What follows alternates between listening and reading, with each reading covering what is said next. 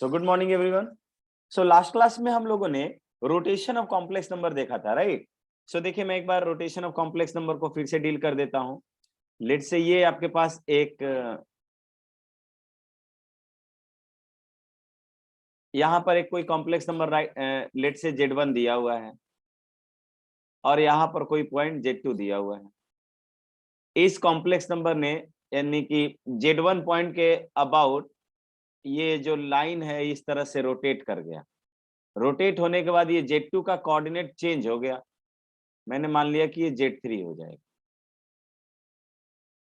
ठीक है।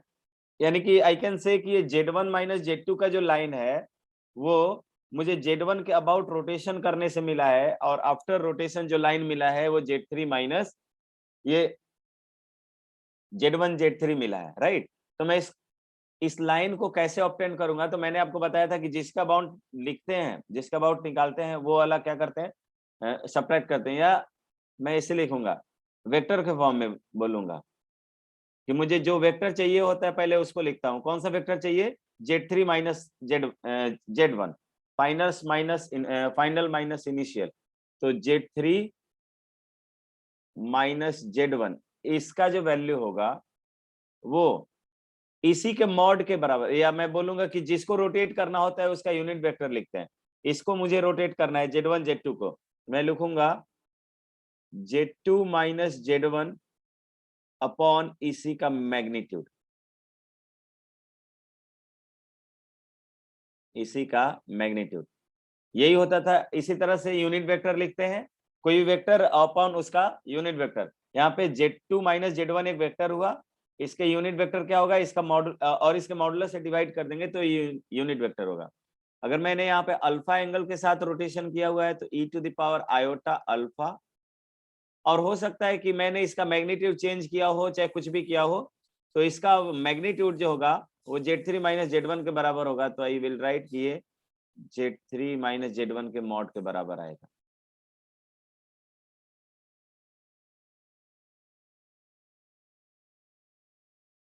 सो ये वाला जो मैंने रिजल्ट है ये लास्ट क्लास में आप लोग को करवा दिया था। इस पर बेस्ड हम लोगों ने क्वेश्चन किए थे। हम लोगों ने एक इम्पॉर्टेंट रिजल्ट देखा था, यहाँ पर एक रिजल्ट देखा था, और वो रिजल्ट ये है कि if Z1 Z2 and Z3 are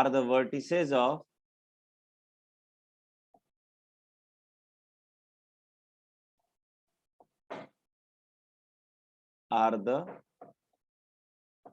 vertices of of an equilateral triangle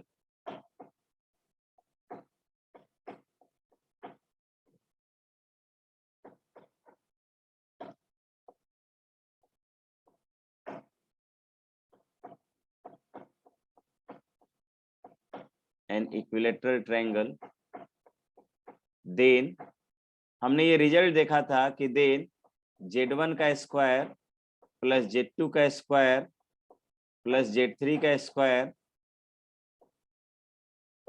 equals to Z1 Z2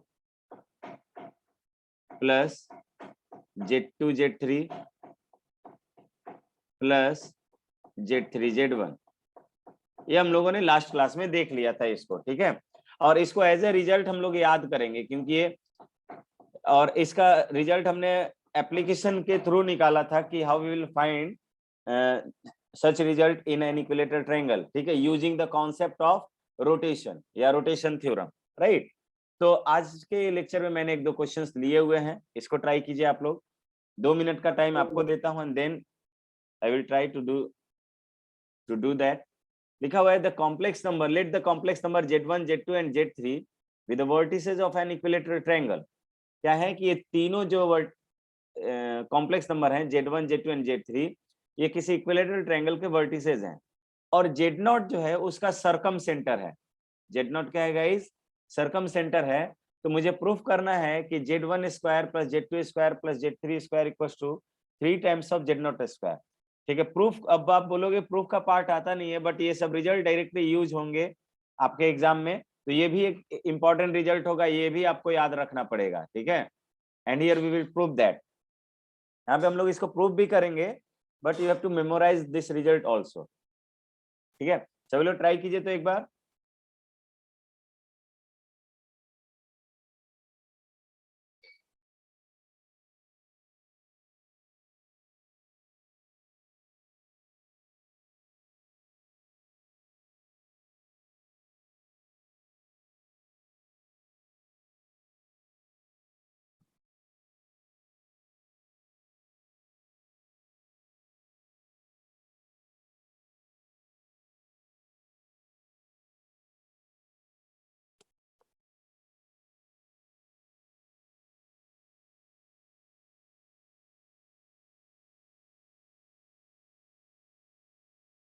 चलिए, तुम लोग से आएगा, पता नहीं बनाओगे कि नहीं बनाएंगे।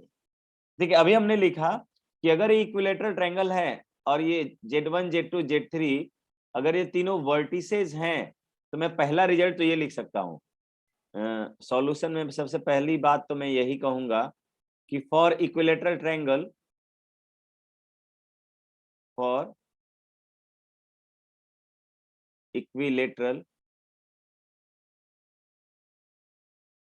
इक्विलेटरल ट्रायंगल मैं बोल सकता हूँ Z1 square plus Z2 square plus Z3 square, Z3 square, इसकी वैल्यू जो है वो Z1 Z2 plus Z2 Z3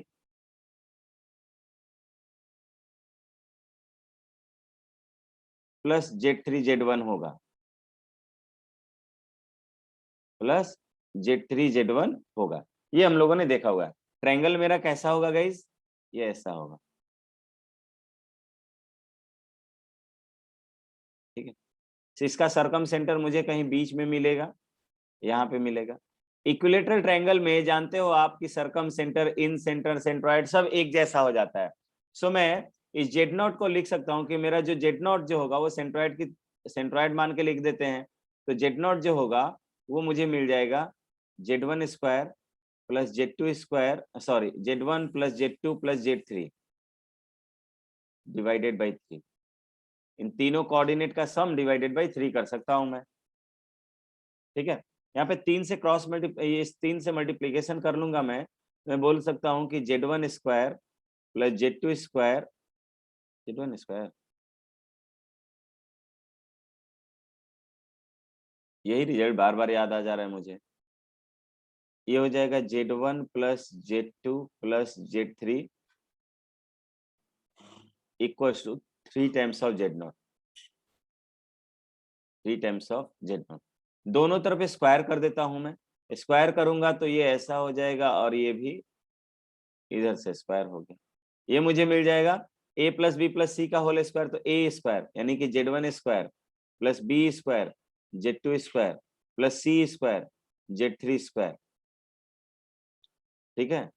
और plus 2 times of Z1 Z2 plus Z2 Z3 plus Z3 Z1, और ये इक्वल्स टू होगा 9 Z0 स्क्वायर, 9 Z0 स्क्वायर। यहाँ पे आप देख सकते हो Z1 Z2 plus Z2 Z3 plus Z3 Z1 की वैल्यू जो है इन तीनों के स्क्वायर के बराबर है, इन तीनों के स्क्वायर्स के सम के बराबर है।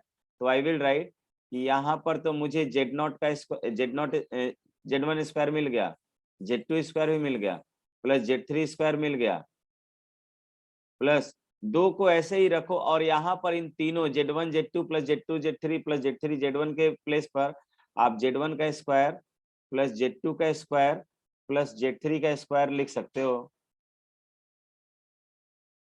एंड दिस इज 9 Z0 का स्क्वायर, ठीक है। यहाँ पे 2 Z1 स्क्वायर और प्लस Z1 तो 3 Z1 स्क्वायर हो जाएगा। तो यू विल राइट कि ये 3 कॉमन हो जाएगा सब में, Z1 square plus Z2 square plus Z3 square, और ये जो वैल्यू होगा वो 9 Z0 स्क्वायर के बराबर होगा। So here is the proof. you can write Z1 square plus Z2 square plus Z3 square equals to 3 times of Z0 square। ठीक है, तो ये आपका इंपॉर्टेंट रिजल्ट होगा, you should memorise this result. ठीक है, चलिए आते हैं नेक्स्ट क्वेश्चन पे। नेक्स्ट क्वेश्चन लिया हुआ है हमने, prove that the complex number Z1 Z2 and origin form the equilateral triangle if this one. तो ऑब्वियस सी बात है भाई, अभी तो हम लोगों ने देखा था कि अगर कोई इक्विलेटरल ट्रायंगल है, let's say this one is an equilateral triangle. Sir वो जो रिजल्ट आया था वो सबसे पहले वाला, उसमें Z3 को 0 पुट कर देंगे तो हाँ एग्जैक्टली तो मैं किसी एक को यहाँ पर Z1 हो जाएगा, यहाँ पर Z2 हो जाएगा, और इस Z3 को मैंने 0 मान लिया, इसको क्या मान लिया, 0 मान लिया। तो अभी लिख सकते हो for equilateral triangle you can write कि Z1 square plus Z2 square plus Z3 square और equals to Z1 Z2 plus Z2 Z3 plus Z3 Z1। you can write put Z3 equals to 0। Z3 की value 0 कर दूंगा तो मुझे Z1 square plus Z2 square equals to Z1 Z2 मिल जाए। ठीक है, नेक्स्ट क्वेश्चन कीजिए, ये prove that the complex number Z1 and Z2 and the origin form an isosceles triangle with angle या vertex angle, you can say with vertex angle 2 pi by 3 with 2 pi by 3 if Z1 square plus Z2 square plus Z1 Z2 equals to 0। इसको try कीजिए।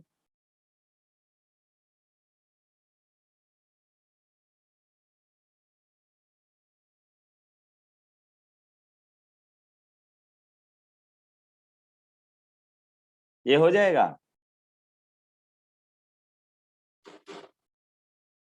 निधि sir अभी सोच रहे थे। देखो, equilateral angle में vertex वाला एंगल किसको बोलते हैं, जो इक्वल साइड जिसको माने हो ना, जैसे मान लीजिए हमने ये एक ट्रायंगल बनाया, इस ट्रायंगल में अगर ये आइसोसेलेस ट्रायंगल है तो आप बोलोगे कि ये वाला साइड इस साइड के बराबर होगा। किसी दो साइड को इक्वल मानोगे ना, तो जिन दो साइड को इक्वल मानोगे उसका जो कॉमन वर्टेक्स होगा वही मुझे वर्टेक्स एंगल मिलेगा। समझ में आई बात? तो यहाँ पर मैं कहूंगा कि मुझे यहाँ पर जो वर्टेक्स मिले, लेट से here is the Z1, here is the Z1, और यहाँ पर ये दूसरा, तो ये जो एंगल होगा इनके बीच का दिया हुआ है, this angle is 2 pi by 3। अब देखो भाई, मुझे एग्जैक्ट इसके उससे मतलब नहीं है, मैं डायरेक्टली लिख दूंगा कि अगर ये ट्रायंगल बन रहा होगा तो इसके साथ इस तरह से जुड़ा हुआ होगा, अगर इस तरह से जुड़ा हुआ होगा तो ये वाला एंगल तो आप लोग समझ ही रहे हो। ठीक है, अब बस मैं कहूंगा कि अगर ये ओरिजिन है, ये क्या है, वर्टेक्स एंगल ओरिजिन पर कह रहा है, ये एरो दे दे रहा हूं मैं, डायरेक्शन दिखा दे रहा हूं, तो ये मुझे Z1 मिल जाएगा और ये मुझे कहीं पर Z2 मिल जाएगा। सर मुझे भाई ये कहाँ दिया है कि वो जो जेड मतलब वही वाला वर्टेक्स है, मतलब ये तो नहीं ना दिया कि इक्वल साइड वही दोनों है। नहीं तो किसी को तो मानोगे ना। अरे भाई ये अगर सर ऐसे ही ये सर करोगे, समझ गए। ठीक है, वो तो हमने सुविधा के अनुसार ओरिजिन पे ले लिया, ऊपर का अगर ऊपर भी करेंगे तो भी हमें कोई दिक्कत नहीं। तो हमने मान लिया कि ये वाला साइड इक्वल है, देखो वर्टेक्स एंगल इसको मानना है तो बस ये ध्यान रखना है कि ये दोनों इक्वल साइड हुआ मेरा। ठीक है, तो मैं बोलूंगा कि Z2 जो मेरा ऑब्टेंड होगा, ये Z2 कैसे ऑब्टेंड होगा, तो Z2 जो ऑब्टेंड हो रहा है वो Z1 को रोटेट करने पर ऑब्टेंड होगा। तो किसको रोटेट कर रहा हूं मैं? Z1 को। Z1 को रोटेट कर रहा हूं तो लिखूंगा मैं कि Z1 बाई मॉड Z1, उसका यूनिट वेक्टर ले लिया, ठीक है। और आफ्टर रोटेशन मुझे Z2 मिल रहा है तो Z2 का भी मैग्नीट्यूड ले लूंगा, तो Z2 का मैग्नीट्यूड ले लिया into E to the power iota theta के जगह पे 2π/3 दिया हुआ है, 2π/3 दिया। लेकिन यहाँ पर तो मैंने देख लिया कि भाई साहब मेरे पास जो मॉड ऑफ Z1 और मॉड ऑफ Z2 जो है वो दोनों बराबर है, क्योंकि आइसोसेलेस ट्रायंगल है। इसका मतलब ये वाला मॉड, ये मॉड Z2 हो गया और ये मॉड क्या हो गया? Z1। तो ये दोनों बराबर होना चाहिए, तो ई वाला पार्ट इसके साथ कैंसिल हो जाएगा। सो आई विल राइट कि Z1 जो होगा ये ई टू द पावर आयोटा 2π/3, इसको मैं cos 2π/3 प्लस आयोटा साइन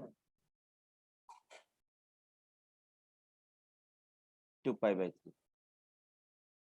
ठीक है। This is Z1। cos 2π/3 की वैल्यू कितनी होगी? -1/2 होगा plus iota, this one is √3/2, ये तो प्लस ही होगा सेकंड क्वाड्रेंट में, ठीक है। यहाँ पर मैं बोलूंगा 2 सब में है तो ये कॉमन निकाल के फेंक दीजिए राइट हैंड साइड में, तो 2 टाइम्स ऑफ Z2 जो होगा वो मेरा Z1 ऑफ -1 प्लस आयोटा √3, यहाँ पे Z1 से मल्टीप्लाई कर लेंगे। सो मैं बोलूंगा कि 2 टाइम्स ऑफ Z2 जो होगा ये मुझे माइनस ऑफ Z1 और ये माइनस ये तो प्लस ही रहा है, आयोटा √3 इंटू Z1, यही हो जाएगा ना भाई? आयोटा √3 Z1, हाँ आइए माइनस Z1। इस माइनस Z1 को राइट हैंड साइड में मैं करूंगा तो मुझे मिलेगा 2 times of Z2 plus Z1 equals to ये प्लस है, प्लस आयोटा √3 इंटू Z1। दोनों तरफ अगेन स्क्वायर कर दूंगा मैं, स्क्वायर कर दूंगा तो ये स्क्वायर इधर और ये इधर स्क्वायर हो जाएगा, ठीक है। यहाँ पर मैं बोलूंगा कि भाई यहाँ पे a प्लस बी का होल स्क्वायर यानी 4Z2 square plus Z1 square plus 2ab यानी 4Z1 Z2, और इधर मुझे मिलेगा माइनस आयोटा का स्क्वायर माइनस √3 का स्क्वायर 3Z1 का स्क्वायर, इसको भी इस साइड लेके आया तो 4Z2 स्क्वायर हो जाएगा, Z1 का स्क्वायर ये 3 इधर से आएगा 4, तो ये 4Z1 का स्क्वायर भी हो जाएगा plus 4 times of Z1 Z2, ये वैल्यू जो है मुझे 0 के बराबर मिलेगी। 4 निकाल बाहर फेंकेंगे, Z1 square plus Z2 square plus Z1 Z2, इसकी वैल्यू मुझे 0 के बराबर मिलेगी। बात आया समझ में क्या सभी को?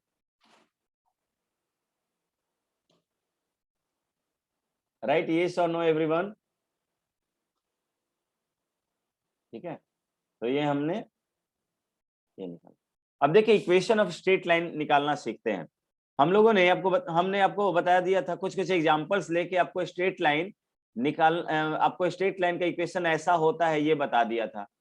आज स्ट्रेट लाइन का इक्वेशन भी निकाल लेते हैं, ठीक है। उनके पैरेलल का कंडीशन सीख लेते हैं और कुछ चीजें मतलब तेजी से बढ़ेंगे।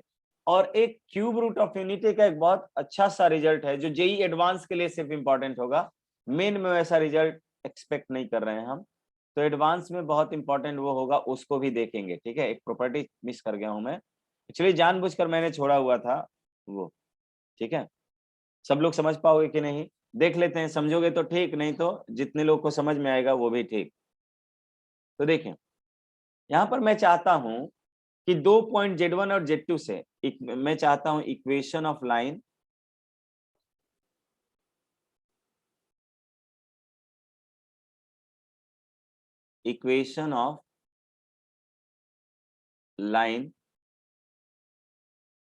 passing through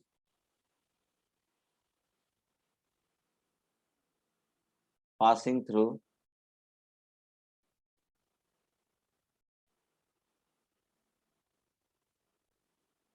Z1 and Z2। Z1 और Z2 से पास होने वाले लाइन का इक्वेशन मुझे लिखना है, राइट। तो देखिए मैंने क्या किया कि लेट से मेरे पास ये एक लाइन है, ये एक लाइन है और यहां पर कोई पॉइंट Z1 है, यहां पर कोई पॉइंट Z1 है, यहां पर दूसरा पॉइंट Z2 है, इससे पास कर रहा है। मैं यहाँ पे एरो देके डायरेक्शन भी दिखा दे रहा हूँ। आप जानते हो कभी भी लोकस लिखना होता था या हम लोगों ने लाइन का इक्वेशन लिखा था या कोनिक सेक्शन में जो भी पैराबोला, एलिप्स, हाइपरबोला, सर्कल, इन सभी इक्वेशन में मैंने आपको बताया था कि जो भी ज्योमेट्री होती है उसके साथ साथ मुझे जेड का यूज करना होता है, एक जनरल पॉइंट मुझे कंसिडर करना होता है। अगर आपको याद होगा तो मुझे यहाँ पर भी एक जनरल पॉइंट कंसिडर करना होगा और कॉम्प्लेक्स नंबर में जो जनरल पॉइंट का रोल प्ले करेगा वो रोल प्ले करेगा आपका जेड। कौन प्ले करेगा ऐसा रोल? जेड। तो मैं ये बोल सकता हूं कि since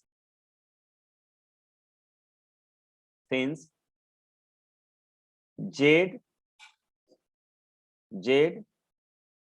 Z1 and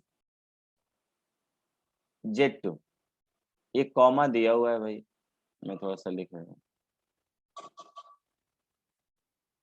Z, Z1 and Z2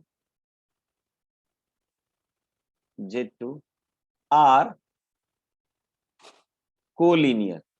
मैं बोल सकता हूं कि ये कोलिनियर हैं। अगर ये कोलिनियर हैं तो इसका मतलब कि ये रियल एक्सिस के साथ जितना एंगल बना रहे होंगे वो भी इक्वल होगा इस लाइन पर जितने भी पॉइंट्स लाई करेंगे, ठीक है। तो मैं बोल सकता हूं कि जितना आर्गुमेंट मुझे argument of Z minus Z1 upon Z minus Z2, इसका जो आर्गुमेंट मिलेगा वही argument Z minus Z2 upon, sorry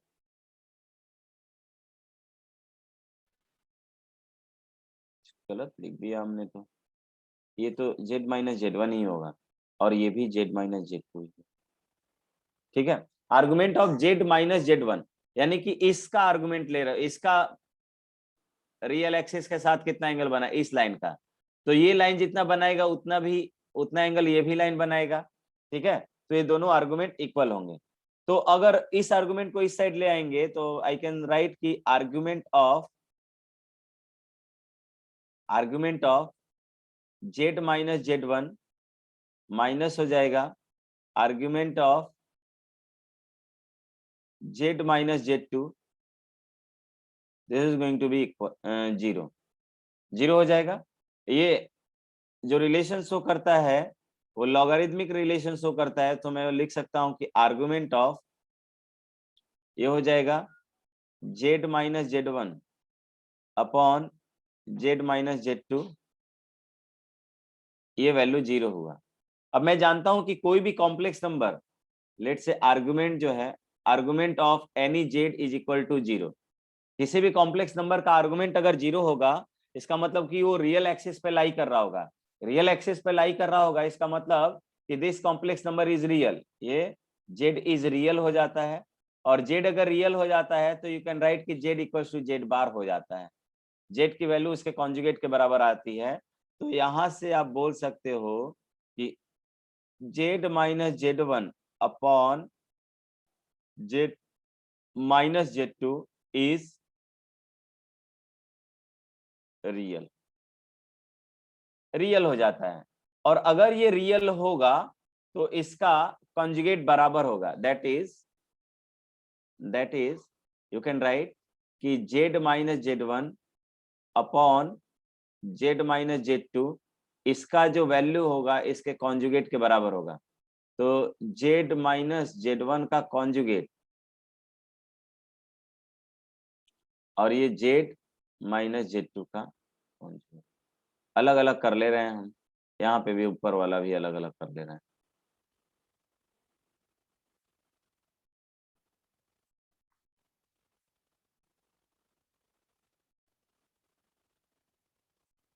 अलग अलग कर लिया हमने।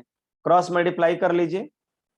क्रॉस मल्टीप्लाई करोगे अगर आप, तो आप बोलोगे कि z माइनस Z1 यहां पर होगा Z बार माइनस Z2 बार, इस साइड आपको मिलेगा Z माइनस Z2 और ये हो जाएगा Z माइनस, यहाँ पे भी बार हो गया था ना, दोनों में बार हो गया था, Z बार माइनस Z1 बार। ठीक है, ऐसा हो जाएगा। यहां तक सभी को समझ में आ रहा है क्या? अभी हमने कुछ नहीं किया, बस आर्गुमेंट का यूज किया और बोला कि अगर कोई आर्गुमेंट 0 है किसी कॉम्प्लेक्स नंबर का, तो यू कैन राइट कि उस कॉम्प्लेक्स वो जो कॉम्प्लेक्स नंबर होगा क्या होगा, रियल होगा। रियल होगा तो उसके वो कॉम्प्लेक्स नंबर अपने कॉन्जुगेट के बराबर होगा, तो वो कॉम्प्लेक्स नंबर को मैंने उसके कॉन्जुगेट के बराबर कर दिया भाई, उस कॉम्प्लेक्स नंबर को उसके कॉन्जुगेट के बराबर कर दिया। अब मैंने कॉम्प्लेक्स नंबर को कॉन्जुगेट के बराबर कर दिया, सो मैं बोल सकता हूं यहाँ पर ये जो मुझे वैल्यू मिलेगा कौन सा, मल्टीप्लाई कर लो जेड जेड बार जेड जेड बार, या ऐसा लिख सकता हूँ,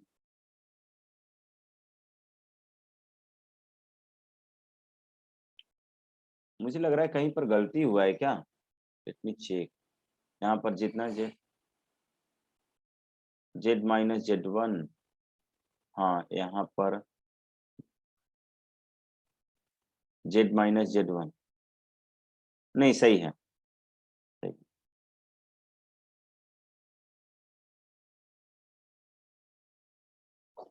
Z माइनस Z मल्टीप्लाई कर लेता हूं मैं, हाँ जेड जेड बार हो जाएगा, जेड जेड बार, फिर ये माइनस जेड इंटू Z2 बार हो जाएगा, फिर ये माइनस Z1 जेड बार हो जाएगा, और इधर मिले ये minus minus plus Z1 Z2 का बार मिल जाएगा। ध्यान दीजिएगा, रिजल्ट हो सकता है अगर कहीं गलती करेंगे तो बताइएगा। यहाँ पे जेड जेड बार हो जाएगा, ये भी यहाँ पे माइनस जेड इंटू Z1 का बार हो जाएगा, फिर यहाँ पे भी माइनस Z2 इंटू जेड बार हो जाएगा, और ये minus minus plus Z2 into Z1 का बार हो जाएगा। ये वाला जो पार्ट है इसके साथ कैंसिल होगा, इस वाले सबको इस साइड ले आओ और जेड वाले को एक साथ कॉमन भी निकाल लेते हैं। सो देखो यहाँ पर ये राइट हैंड साइड में आएगा, इस वाले टर्म, ये वाला टर्म पॉजिटिव होगा और जेड कॉमन निकाल लेते हैं। जेड को मैं कॉमन निकालूंगा तो Z1 बार मिला मुझे, और यहाँ पर माइनस हो जाएगा Z2 का बार, Z2 का बार। ठीक है, फिर यहाँ जेड बार इस साइड कॉमन आएगा तो जेड बार को भी मैं कॉमन निकाल लेता हूँ, प्लस जेड बार को कॉमन निकाल लेता हूँ, तो ये मुझे मिलेगा Z2, और यहाँ पर जेड बार कॉमन निकल रहा है ये वाला, तो माइनस Z1, तो ये हो जाएगा Z2 हुआ माइनस Z1 हो जाएगा, Z1 हो जाएगा, और यहाँ पर क्या, यहाँ पर मुझे मिलेगा प्लस Z1 Z2 बार, और इस साइड से आएगा plus Z1 bar Z2, this equals to sir उस साइड से माइनस Z1 बार हो जाएगा ना सर, माइनस, लास्ट वाला टर्म हाँ बचा है ना। यस यस, माइन और सही है ना? Yes sir. ये हो जाएगा। ठीक है, अब मैं कह सकता हूं यहाँ पर मैं इसको थोड़ा सा ध्यान से देखूंगा, Z1 बार माइनस Z2 बार प्लस Z बार को तो छोड़ देते हैं अभी, Z2 माइनस Z1 को भी छोड़ देते हैं। यहाँ पर मुझे देखना है, ये देखिए इस Z2 को मैं Z2 का डबल बार लिख सकता हूं, तो मैं यहाँ पे बोलूंगा, मैं बोलूंगा पहला कि मुझे यहाँ पर मिलेगा Z1 और Z2 का बार, और माइनस ये देखिए यहाँ पर Z1 Z2 के बार का होल बार मिल जाएगा। यानी कि देख रहे हो यहाँ पे बार अलग अलग होगा, तो ये इस पे Z1 पर बार और ये Z2 पर डबल बार, यानी कि Z2 के बराबर। मैं बोल सकता हूँ कि Z1 माइनस Z2 यानी Z माइनस या Z1 माइनस Z1 का बार जो होता है 2 times of imaginary part of, ठीक है, 2 iota imaginary part of Z होता है। तो मैं इसको लिख सकता हूँ, दिस इंप्लाइज ये Z माइनस Z1 बार माइनस Z2 बार प्लस Z बार कॉमन, यहाँ पर Z2 माइनस Z1 पहले मिला हुआ है,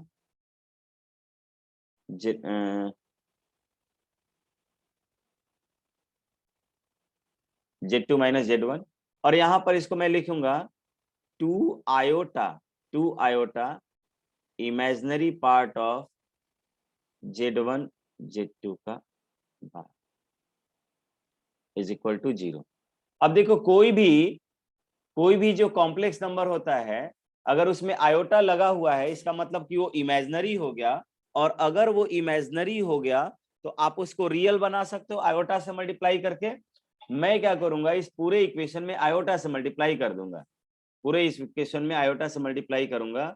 सो आई विल राइट ये आयोटा इंटू जेड हो जाएगा, और ये क्या हो जाएगा Z1 बार माइनस Z2 बार, ठीक है। यहाँ से देखो माइनस कॉमन निकाल लो, अभी माइनस कॉमन निकालोगे तो माइनस, यहाँ पे भी Z1 पहले हो जाएगा, Z2 बाद में हो जाएगा निगेटिव साइन के साथ, निगेटिव साइन के साथ।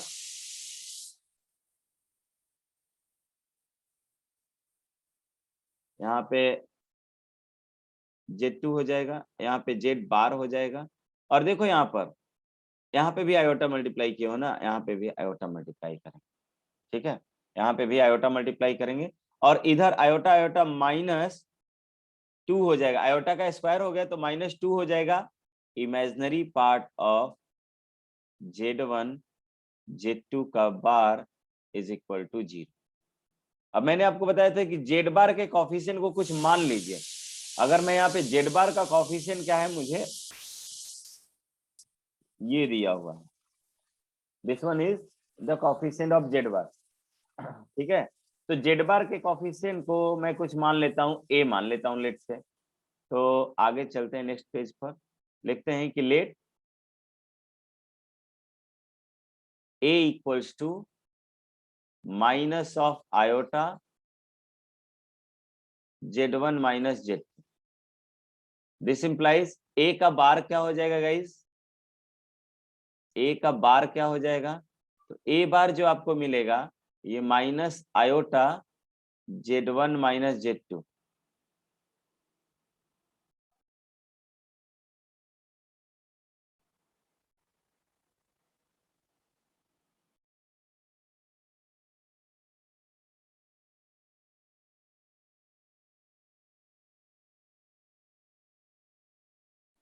चलिए, तो ये ऐसा हो गया, बार हो गया। नाउ अब मैं इस बार को अगर कैलकुलेट करता हूं तो देखो यहाँ पे बार जो है आयोटा पे भी लगा है, तो आयोटा को मैं माइनस आयोटा से रिप्लेस करूंगा तो वो माइनस और ये माइनस प्लस हो जाएगा। सो ये आयोटा हो गया, this is Z1 bar and this is minus Z2 bar, and this is equals to A bar. क्या मुझे मिलेगा, A बार मिलेगा, A का बार मिलेगा। तो देख सकते हो आप कि पहला वाला जो टर्म मिला इतना आयोटा Z1 बार माइनस Z2 बार, ये A बार के बराबर हो जाएगा, ये हाँ A बार हो गया, ये A हो जाएगा, और यहाँ पर मैं इसको, ये कोई ना कोई रियल वैल्यू होगा। सो आई विल राइट कि ये मुझे ये therefore A bar Z plus AZ bar माइन उसको इसको भी प्लस लिख देते हैं, B equals to 0, equals to 0, जहां पर A की वैल्यू जो होती है, A की वैल्यू ये होगा minus iota Z1 minus Z2, और यहाँ पर मुझे जो क्या मिलते हैं, हाँ, ए बार जो मुझे मिला, ए बार ये मुझे मिलेगा आयोटा Z1 बार माइनस Z2 बार, ठीक है, Z2 बार। और जो बी मुझे मिला, बी ये मुझे मिलेगा क्या, minus imaginary part of 2 times of 2 times of minus 2 times of imaginary part of Z1 Z2 का बार। आप जानते हो इमेजिनरी पार्ट अपने आप में एक रियल वैल्यू होता है, रियल वैल्यू में -2 से मल्टीप्लाई करेंगे तो रियल होगा। सो हमने आपको बताया था कि जहां यहाँ पर इस फॉर्म में जो इक्वेशन लिया हुआ है ये एक लाइन को रिप्रेजेंट करेगा, रिप्रेजेंट्स अ लाइन,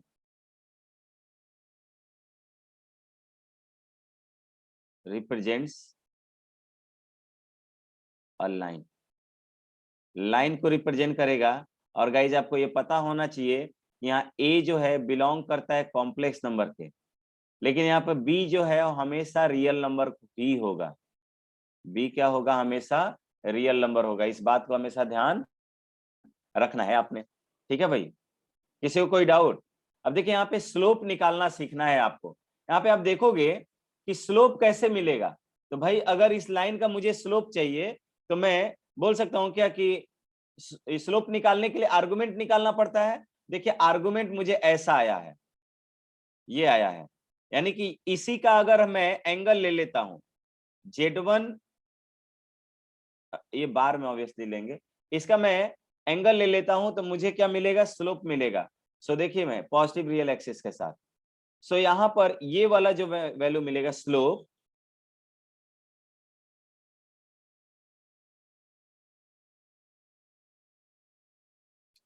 स्लोप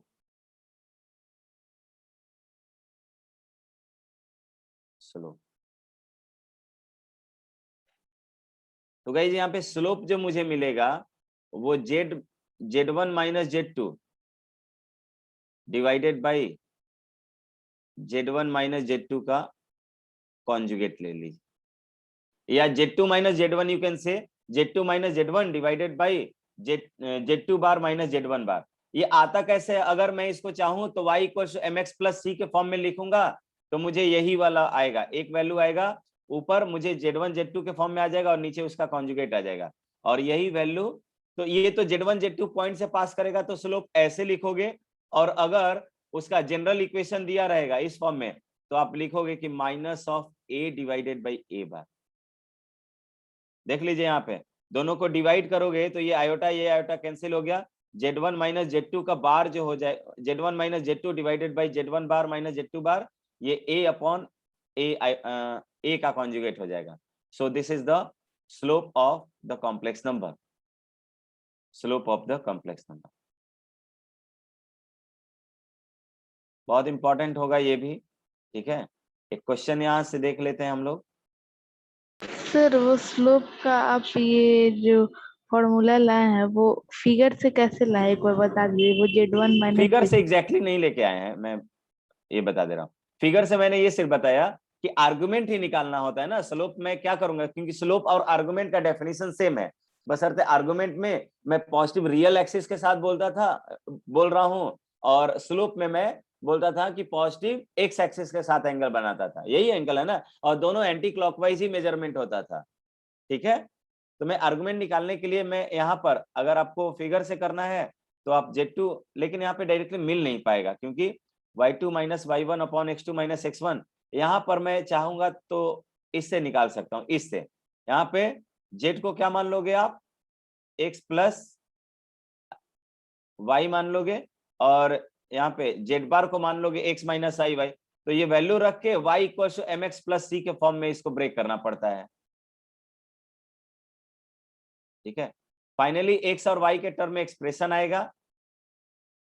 आएगा, वो एक्सप्रेशन देखेगा किसके, Z1 के कॉरेस्पॉन्डिंग रखे हो कि Z2 के कॉरेस्पॉन्डिंग। ये आपको ये वाला मतलब ये वाला लाइन लेना पड़ेगा एग्जैक्टली, ये वाला लाइन लेना पड़ेगा जो मुझे Z1 Z2 के फॉर्म में आया है, ये वाला बहुत लेंदी टाइप का इक्वेशन बन जाएगा यहाँ पर, इसलिए मैं उस पर नहीं जाता हूँ, ठीक है, क्योंकि फाइनली आना यही है।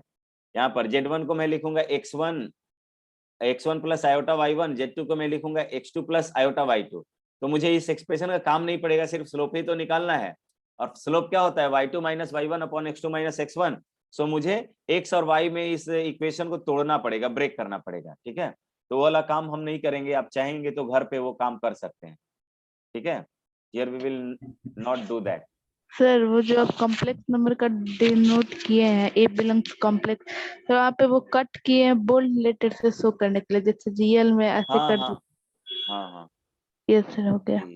सेट सेट के लिए, ठीक है। चलिए आगे देखते हैं।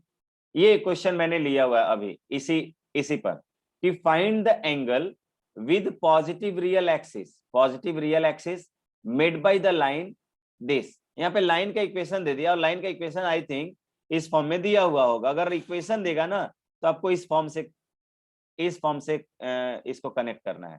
और अगर लाइन दिया हुआ रहता है ना, मतलब पॉइंट्स दिए हुए रहेंगे कि इस पॉइंट से इस पॉइंट तक जा रहा है, तो आपको ये इक्वेशन लिखना पड़ेगा। अदरवाइज इक्वेशन इस फॉर्म में दिया हुआ है तो आपको क्या करना है, आपको सीधे इस फॉर्म से कंपेयर करना है। तो मैंने देखिए लिखवाया है कि ए बार जेड प्लस ए जेड बार प्लस बी होना चाहिए भाई, बी शुड बी रियल। लेकिन यहाँ पर बी को इमेजिनरी दिया हुआ है, तो डायरेक्टली मैं नहीं बोलूंगा कि जेड बार का कॉफिशिएंट ए है और ए जेड का कॉफिशिएंट जेड बार है, सो ए बार है, डायरेक्टली नहीं बोलेंगे। सबसे पहले मुझे बी को क्या बनाना पड़ेगा, रियल। तो फर्स्टली मैं लिखूंगा, firstly make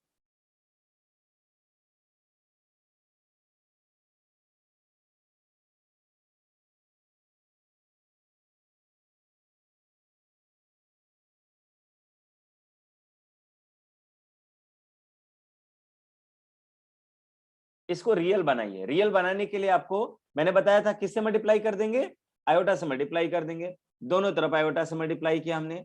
this is iota times 1 plus iota Z minus iota 1 minus iota Z bar minus 2 equals to 0 हो जाएगा। ये आयोटा से मल्टीप्लाई कर दे रहे हैं तो ये -1 प्लस आयोटा हो जाएगा गाइस।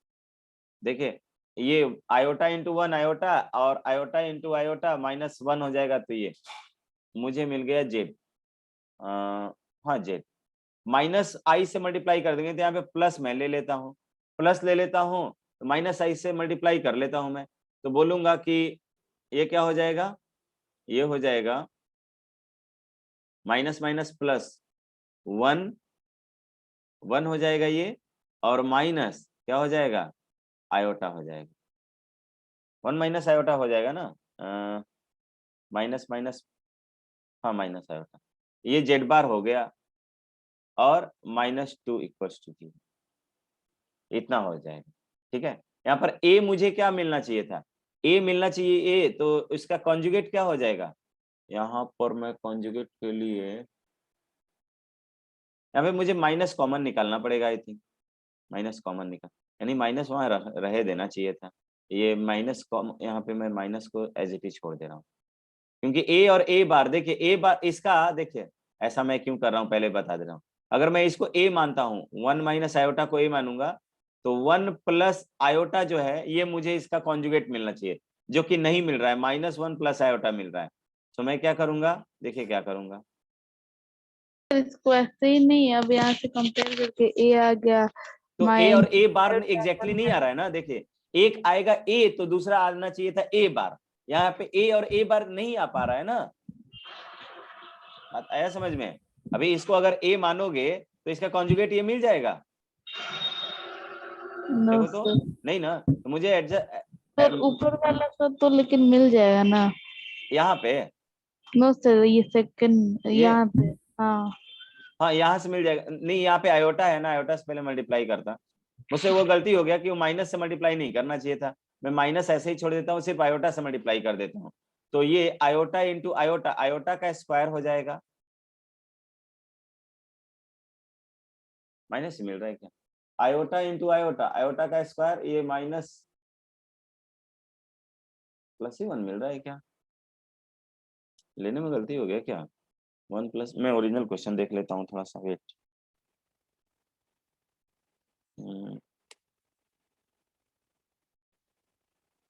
1 प्लस आयोटा, यहाँ माइनस लिखा हुआ है ना, 1 minus iota Z bar plus 2i, अभी कॉपी में लिखा हुआ था क्या मेरे। फिर माइनस आयोटा दिया है क्या? हाँ, माइनस आयोटा ही होगा। तो हम डायरेक्ट किए तो आ गया, मतलब direct sir minus iota 1 minus iota को आयोटा इंटू 1 प्लस आयोटा से डिवाइड कर दिए तो आ गया। कर लेते हैं फिर। यहाँ पे ये मुझे देखना है कि इसको रियल बनाना पड़ेगा, ठीक है। मैं यहाँ मल्टीप्लाई कर लेता हूँ, ये मुझे मिल जाएगा आयोटा और ये माइनस माइनस प्लस बना जाएगा, ठीक है। इसको मैं इसके कॉन्जुगेट को ए मान लेता हूँ, या इसको और डिवाइडेड बाई इसको लिख देता हूँ। तो जेड बार का कोफिशिएंट ए होता है ना, तो मैं बोलूंगा कि स्लोप जो होगा, स्लोप ये मुझे मिलेगा, क्या मिलेगा, minus of A divided by A bar. तो ये मुझे माइनस ऑफ ए जो होता है जेड बार का कोफिशिएंट, अब माइनस से मल्टीप्लाई कर लो, तो ये मुझे मिलेगा -1 माइनस आयोटा डिवाइडेड बाई, इसको मान लीजिए -1 प्लस। इसको सिंप्लीफाई कीजिएगा, निधि का आंसर आया है माइनस आयोटा, जो कि सही है। अब देखो क्या करेंगे, माइनस आयोटा कोई एंगल दे रहा है क्या? नहीं दे रहा है ना, नहीं दे रहा है। तो जो भी यहाँ पर रिजल्ट आएगा, मैं यहाँ पे लिखवा दे रहा हूँ। उसका सर आर्ग्यूमेंट ले लेंगे। हाँ, आर्गुमेंट कंपेयर करते हैं किस, मैं कहाँ गया, यहाँ पर। हाँ, यहाँ पे जो मैंने स्लोप लिया हुआ है इस फॉर्म में, compare the slope, compare this value, compare this value to r e to the power iota 2 theta, ठीक है। और यहां पर जो थीटा आएगा ना वही स्लोप होगा, ठीक है। यहां पर जो थीटा आएगा वही स्लोप होगा।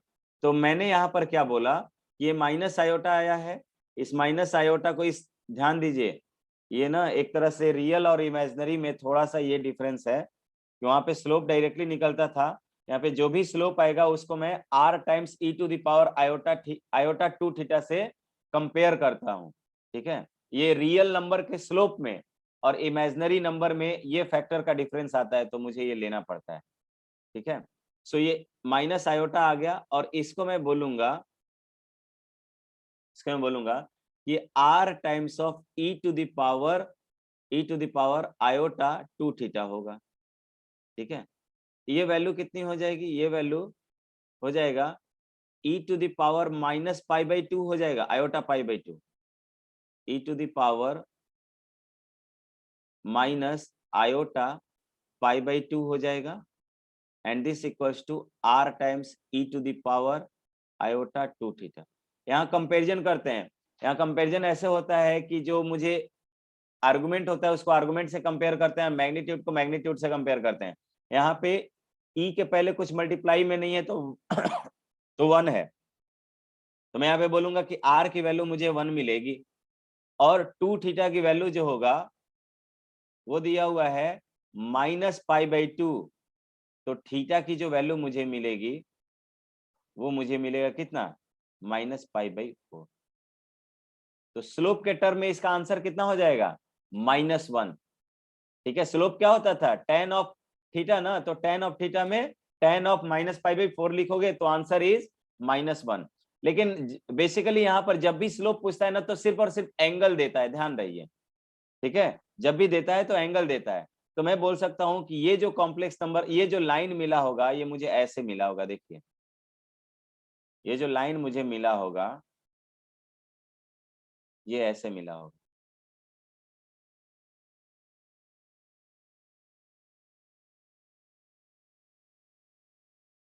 ये मुझे ऐसे मिला होगा,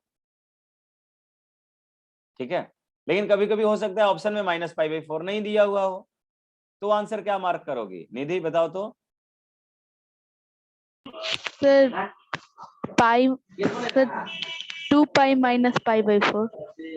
2π माइनस, इसी को आगे एक्सटेंड कर ले, देखिए लाइन था ना तो आगे भी जाता ना, तो यहाँ पर ये वाला एंगल कितना हो जाएगा, 3π/4 होगा क्या? यस सर, यस समझ तो गए। ये भी आंसर दे सकता है, ठीक है। दैट डिपेंड्स अपॉन कि कौन सा ऑप्शन दे रहा है। यहाँ पे कोई फिक्स नहीं होता है, क्योंकि देखो स्लोप में और इसमें क्या डिफरेंस होता है, यहाँ के यहाँ वाले स्लोप में, वहां का स्लोप मेरा डिफाइंड होता था कि 0 से 180 आएगा, लेकिन यहाँ का स्लोप ऐसा डिफाइन नहीं होता है। ये हर रोटेशन के बाद एंगल काउंट कर सकते हैं, समझ में आया?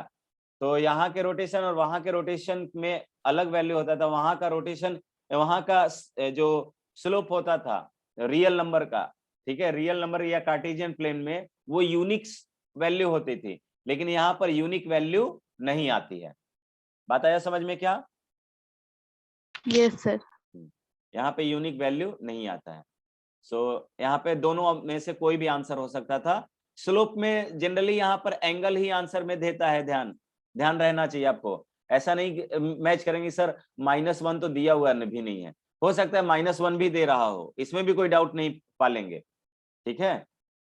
तो लेकिन जनरली मैक्सिमम अभी 99% तक क्वेश्चन अगर पूछे गए हैं ना तो एंगल के टर्म में ही दिया जाता है, ठीक है। तो एंगल या तो -π/4 दिया हुआ रहेगा या 3π/4 दिया रहेगा, और आप जानते हो कि हर 2π पर रोटेट होके वही वैल्यू आता है, तो हर 2π के मल्टीपल में फिर ये एंगल मिलते जाएंगे, ठीक है।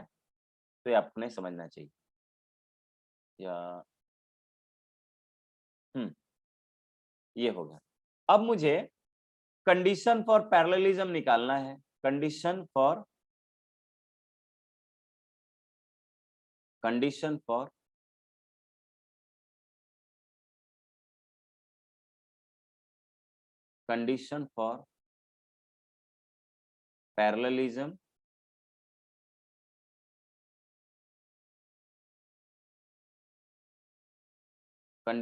Parallelism and perpendicularity.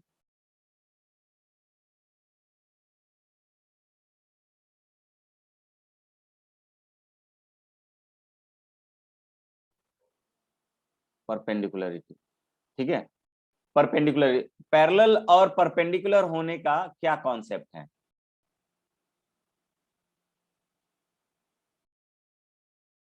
तो लेट से मैंने मान लिया भाई, मैंने मान लिया ये मेरे पास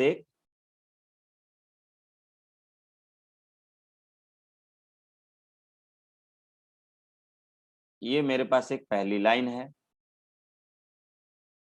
और ये मेरे पास एक दूसरी लाइन,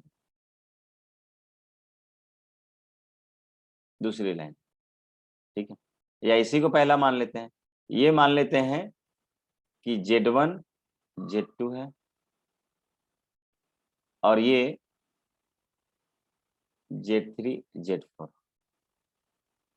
ये दो लाइन है, एक लाइन Z1 Z2 से पास कर रहा है, दूसरा लाइन Z3 Z4 से पास कर रहा है। तो मुझे चाहिए कि इसका परपेंडिकुलर, पैरेलल और परपेंडिकुलर होने का। तो अभी पैरेलल कंडीशन कैसे निकालेंगे?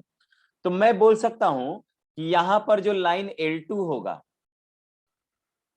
लाइन L2 जो होगा वो लाइन L1 को 0 डिग्री रोटेट करने पर मिलेगा या पाई एंगल रोटेट करने पर मिलेगा, ठीक है। तो मैं डायरेक्शन के फॉर्म में, वेक्टर के फॉर्म में अगर ट्रीट करता हूं तो मैं बोलूंगा कि भाई ये तो पैरेलल के कंडीशन में 0 डिग्री का एंगल होता है, सो मैं 0 डिग्री ही मानूंगा इसको, ठीक है।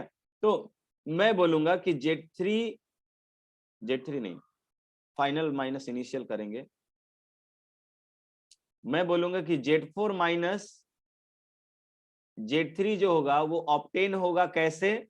आफ्टर रोटेटिंग दिस वन, किसको? Z2 माइनस Z1 को रोटेट करेंगे, तो जिसको रोटेट करते हैं उसका यूनिट वेक्टर लेते हैं। देख, इसको रोटेट किया तो इसका यूनिट वेक्टर ले लिया, into e to the power iota 0 हो गया। और आफ्टर रोटेशन मुझे ये वैल्यू मिला है Z3 Z4, ये लाइन मिला है, इसका मैग्नीट्यूड ले लेंगे।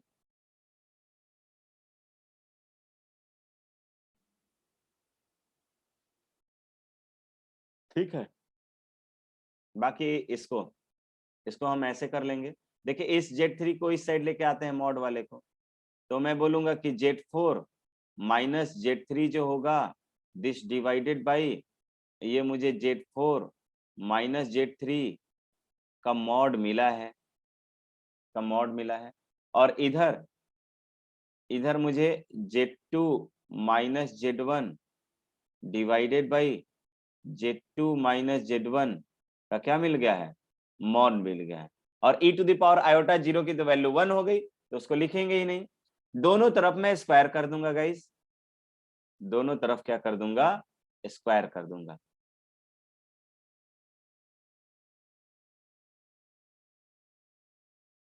स्क्वायर कर दूंगा, दोनों तरफ स्क्वायर करूंगा तो मैं बोलूंगा कि यहाँ पर तो मुझे जो कॉम्प्लेक्स नंबर है उसका होल स्क्वायर मिल गया। तो हियर आई विल राइट कि Z4 माइनस Z3 मिल गया। और आप जानते हो कि कोई भी कॉम्प्लेक्स नंबर यानी कि मॉड ऑफ जेड का स्क्वायर जो होता है वो जेड इंटू जेड बार के बराबर होता है, ठीक है। तो यहाँ पर देखिए नीचे जो हो जाएगा mod of Z3 minus Z4 minus Z3 के मॉड का होल स्क्वायर हो जाएगा। तो इसको भी अगर मैं इस फॉर्म में लिखूं तो मैं लिख सकता हूं Z4 minus Z3 into Z4 minus Z3 का होल बार।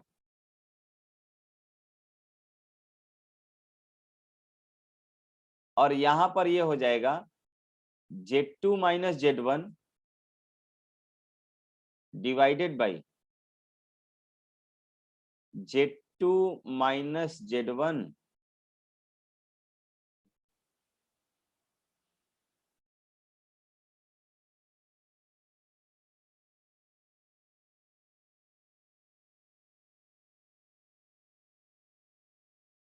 ये क्या हो जाएगा, Z2 minus Z1 into Z2 minus Z1 का बार, Z2 माइनस Z1 का होल बार। ये पार्ट इसके साथ कैंसिल हो गया, ये पार्ट इसके साथ कैंसिल हो गया, ये होल स्क्वायर मिला था। स्क्वायर वही तो एक एक टर्म बचा हुआ है अभी भी, तो ऊपर से Z4 माइनस Z3 हो जाएगा। ये क्या हो जाएगा, Z4 minus Z3 divided by ये मुझे मिल गया Z4 माइनस Z3, इसका अलग अलग कर दे रहे हैं कॉन्जुगेट, और यहाँ पर ये मिल गया Z2 minus Z1 upon Z2 minus Z1 का बार। और अभी आपने देखा कि कोई भी कॉम्प्लेक्स नंबर जो Z1 Z2 से पास करता था वो Z2 minus Z1 upon Z2 बार माइनस Z1 बार ही मिलता था। यानी कि ये वाला जो है पहले का स्लोप हो गया। देखो यहाँ पे स्लोप को W से डिनोट करते हैं, तो ये W1 जो है, देखो यहाँ पे मैं लिख देता हूँ, डिफाइन कर देता हूँ। स्लोप जो है, स्लोप्स एक मिला W1 यानी पहले लाइन का स्लोप आप निकालने जा रहे हो, आपको मिलना चाहिए Z2 minus Z1 divided by Z2 bar minus Z1 बार, ठीक है। और दूसरा ओमेगा 2 जो स्लोप मिलेगा दूसरे लाइन का स्लोप, ये Z4 minus Z3 divided by Z4 minus Z3 का बार, ठीक है। इसका मतलब कि आपको मिल गया है ओमेगा 1 है ये और ओमेगा 2, यानी कि भाई दो कॉम्प्लेक्स नंबर अगर आपको दो लाइन दिया हो रहता था, तो अब जैसे वहां पे रियल में दोनों का स्लोप इक्वल करते थे ना, यहाँ पे भी दोनों का स्लोप इक्वल कर दोगे तो आपको आंसर मिल जाएगा, ठीक है। और दूसरा अगर परपेंडिकुलर का करना है तो ट्राई करो तो खुद से एक बार। सर परपेंडिकुलर का भी यही आएगा, omega 1 into omega 2 is equal to -1। वही आएगा ओमेगा, नहीं omega 1 into omega 2 equal to -1 ऐसा नहीं आता, आई थिंक ऐसा नहीं आता है। देखिए इस रिजल्ट सर इस ओमेगा को M1 और M2 से ही नहीं डोनेट कर सकते, मतलब स्लोप को। नहीं, ध्यान रहे हम लोग ना जैसे हम लोग XY प्लेन बोलते हैं ना, इसी तरह कॉम्प्लेक्स नंबर को ओमेगा प्लेन भी बोलते हैं। एक दूसरा नाम इसका क्या है, ओमेगा प्लेन। इसलिए इसमें मैक्सिमम चीजें ओमेगा के फॉर्म में लिखी जाती हैं। तो आपको ये आदत डालना पड़ेगा। आप हायर क्लासेस में जाओगे ना, तो जहाँ पे आपको एक चैप्टर पढ़ना होगा मैथ्स में, फिर मतलब मैथ्स दो पार्ट में तो नहीं बोलते हैं एक्चुअली, कुछ मेजर पोर्शन में एक पार्ट हो जाता है कंप्लीटली एल्जेब्रा, ठीक है, एल्जेब्रा। एल्जेब्रा एकदम बहुत वास्ट है, बहुत वास्ट। और दूसरा पार्ट ब्रेक होगा, एक रियल एनालिसिस, दूसरा कॉम्प्लेक्स एनालिसिस। रियल एनालिसिस में होगा कि हम सिर्फ और सिर्फ रियल नंबर से जो फंक्शन डिराइव होगा उसका डिस्कशन करेंगे। और दूसरा होता है कॉम्प्लेक्स एनालिसिस। कॉम्प्लेक्स एनालिसिस में जो भी सिंबल आपको मिलते हैं सब ओमेगा के टर्म में ही मिलते हैं मैक्सिमम, ठीक है। तो यहाँ पे जो भी आप वेरिएबल लिखोगे अभी से ही लिखना आदत सीख लीजिए, ओमेगा के फॉर्म में होगा, ठीक है भाई। देखिए अब यहाँ पे परपेंडिकुलर वाला ऐसा कंडीशन नहीं आता है, तो let me right the perpendicular condition. तो देख ये पहला मान लीजिए दूसरा लाइन, ये पहला लाइन। मान लीजिए पहले लाइन ऐसे था, ये यहाँ पर Z1 पॉइंट होगा, इन Z1 Z2 पॉइंट से पास कर रहा था, और आफ्टर रोटेशन मुझे Z3 Z4 वाला लाइन मिल गया। ऐसा मान सकते हैं, किसी एक पॉइंट के अबाउट रोटेशन नहीं हो रहा है यहाँ पे, ये ध्यान रहे। तो मैं बोलूंगा फाइनल माइनस इनिशियल वाला कॉन्सेप्ट लगाऊंगा। तो मुझे पानी पी के आने दीजिए, तब तक सोचिए, तो गला फंस रहा है।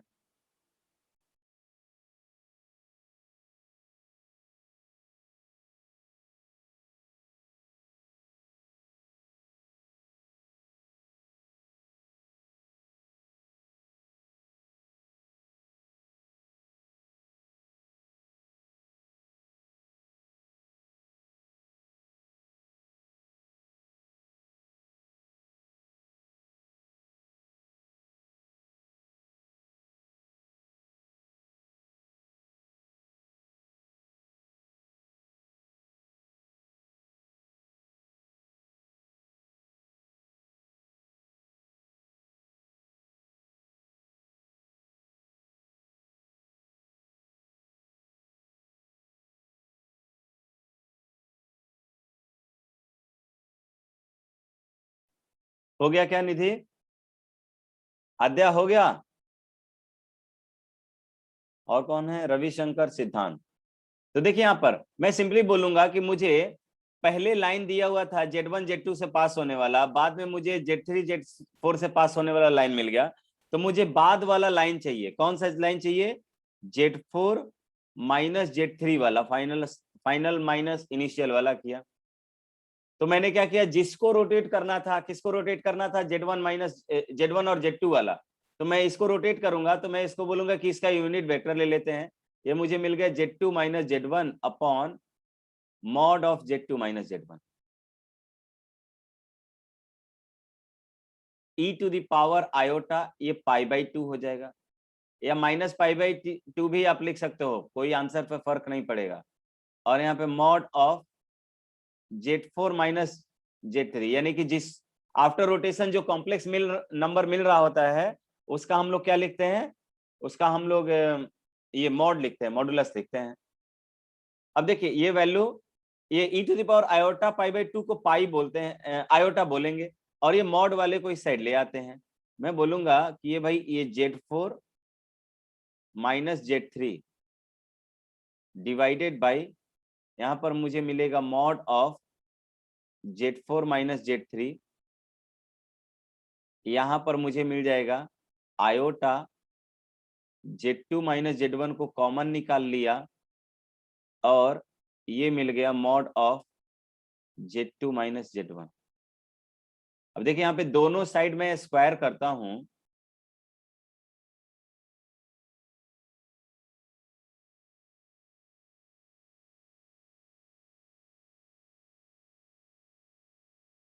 दोनों साइड में स्क्वायर कर लेता हूं, तो देखिए इस बार भी मेरा रिजल्ट कटेगा।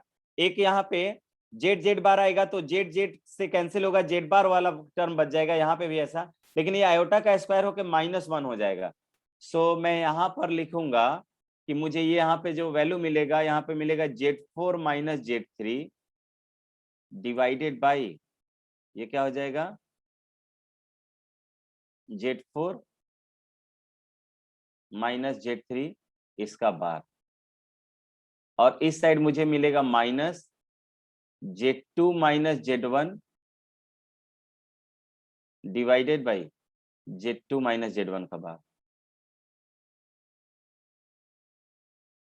ऐसा मिला। यानी कि ये वाला मुझे जो वैल्यू मिला ये ओमेगा 1 मिला, ओमेगा 2 ना, हाँ omega 1 equal to minus omega 2 लिख देते हैं, omega 1 equal to minus omega 2, यानी कि इसमें अपोजिट माइनस में आ गया। देखे निधि यहाँ पे प्रोडक्ट जो परपेंडिकुलर वाला कॉन्सेप्ट है वो बिल्कुल अलग हो जाता है, परपेंडिकुलर वाला कॉन्सेप्ट बिल्कुल अलग हो जाता है। बात आया समझ में? लेकिन अगर मेरा ये तो बात हुआ कि पॉइंट से गुजरता हुआ देगा तो, लेकिन हमेशा तो लाइन दिया हुआ रहता था कि ये लाइन इसके पैरेलल है, प्रूफ कीजिए। दो लाइन का इक्वेशन दिया या चेक भी करना होता है, तो लेट से मुझे पहला लाइन मान लीजिए इस तरह का दिया हुआ है, दिया हुआ है, तो वहाँ पे ये कर लेंगे, ओमेगा 1 की जगह A/A पुट हाँ कर देंगे। तो ए बार जेड प्लस A1, हाँ A1 Z bar plus B1 equals to 0 दिया हुआ रहेगा, और दूसरा मुझे क्या मिलेगा, A2 bar Z plus A2 Z bar plus B2 equals to 0। ये मुझे दो लाइंस दिए गए, तो मैं बोलूंगा भाई कि मेरा पहले वाले लाइन का जो स्लोप बनेगा ओमेगा 1 जो बनेगा वो बनेगा माइनस A1 अपॉन A2, और दूसरे लाइन का स्लोप ओमेगा 2 जो बनेगा वो माइनस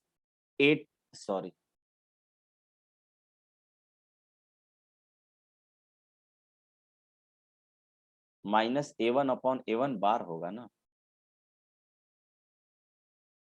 और यहाँ पर A2 अपॉन A2 का बार। ठीक है, तो पहला मैं यहाँ पे डायरेक्टली अब लिख देता हूँ, वहां पहले वाले में प्रूफ कर दिया है कि L1 अगर पैरेलल है L2 के, पैरेलल है, तो आप बोलोगे कि ओमेगा जो है ओमेगा 1 जो पहले लाइन का स्लोप दूसरे लाइन के स्लोप के बराबर हो जाता है, और अगर बराबर होता है तो यू कैन राइट हियर कि माइनस A1 बाई A1 बार का जो वैल्यू है वो हो जाता है माइनस A2 ओवर A2 के बार के, ये माइनस हो गया और ये प्लस, इसको क्रॉस मल्टीप्लाई कर लीजिए, क्रॉस मल्टीप्लाई करोगे तो यहाँ पे बोलोगे कि माइनस A1 इंटू A2 का कॉन्जुगेट, और इस साइड प्लस कर लेते हैं, इस साइड प्लस हो जाएगा आएगा तो, या उसी साइड लिख लेते हैं अभी, ये हो जाएगा माइनस A2 और A1 का बार हो जाएगा, A1 ये इस साइड आ जाएगा, तो मैं बोलूंगा देयरफॉर A1 का बार A1 बार A2 और माइनस हो जाएगा A1 A2 का बार, इसका वैल्यू 0। ठीक है, ये वैल्यू 0 मिल जाएगा। और दूसरा केस होगा कि अगर L1 जो है वो परपेंडिकुलर रहा L2 के, तो आपको ओमेगा 1 की वैल्यू जो है वो माइनस ऑफ ओमेगा 2 के बराबर करनी पड़ेगी। Omega 1 minus A1 upon A1 का बार होगा, और यहाँ पे तो माइनस माइनस प्लस हो जाएगा भाई, A2 अपॉन A2 का बार हो जाएगा, माइनस माइनस प्लस हो जाएगा ना। ठीक है, तो मैं बोलूंगा कि यहाँ पर क्रॉस मल्टीप्लाई भी कर लेते हैं, माइनस A1 A2 का बार, और यहाँ पे माइनस माइनस प्लस हो गया तो इक्वल्स टू, ये मुझे क्या मिल जाएगा, A1 bar A2, A1 bar A2, therefore I can say कि A1 बार A2 और प्लस A2, या A1 A2 कर ले, A1 A2 का bar, this is going to be 0। बात आया समझ में? इस तरीके से समझ में आया, तो ये कर लेते हैं। एक और बचा हुआ है रिजल्ट, ये लाइन वगैरह के रिगार्डिंग पूरा खत्म हो गया। अब आपको एक सिंपल सा टॉपिक बचा हुआ है, वो बचा हुआ है inverse point for a circle. मैं जब रिवीजन कराऊंगा ना, या रिवीजन में अगर सर कराएंगे तो सर को मैं बोल दूंगा इनवर्स पॉइंट सर्कल में जब पढ़ाएंगे ना, उसी जब सर्कल में इनवर्स पॉइंट पढ़ाएंगे वहीं पर कॉम्प्लेक्स वाला पार्ट कंपेयर कर देंगे, ठीक है। अदरवाइज ऐसे पूरा लेना एक क्लास का वो काम हो जाएगा, ठीक है। तो उतना हम लोग नहीं करेंगे और क्वेश्चन अब आ नहीं रहे हैं इससे, ठीक है। आप देख लीजिएगा इस बार के पेपर में कहीं पर भी इनवर्स पॉइंट वगैरह सर्कल में पढ़ा दिया गया है, कॉन्सेप्ट वही लगता है, ठीक है। तो रियल वाले में कभी कभी पूछ देता है, वो भी एडवांस में पूछेगा, मेन में नहीं पूछेगा। तो देखिए मेरा जो एक रिजल्ट छूटा हुआ था nth रूट का, वो मैं लिखवा देता हूँ, ठीक है। इम्पोर्टेंट रिजल्ट फॉर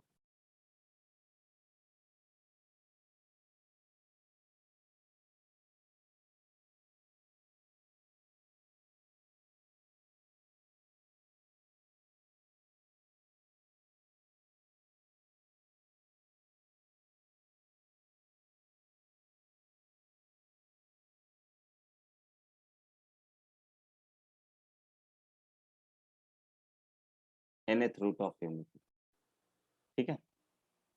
और ये रिजल्ट डिराइव कर रहा हूं मैं फॉर ऑड इंटीजर के लिए। तो ये जेई के पर्पस से, जेईई एडवांस के पर्पस से इंपॉर्टेंट होगा सिर्फ, ठीक है। जेई एडवांस के पर्पस से ये रिजल्ट बहुत इंपॉर्टेंट होगा। देखिएगा कैसे, फॉर हम इस रिजल्ट को डिराइव कर रहे हैं for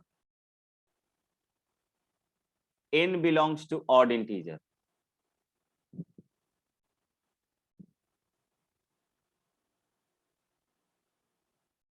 n belongs to odd integers, ठीक है। इंटीजर्स लिखना सही रहे, इंटीजर ही लिखते हैं। देखिए मुझे मिल रहा है जेड का पावर n -1 इक्वल्स टू 0, और मैं बोल रहा हूं कि लेट से 1 alpha alpha square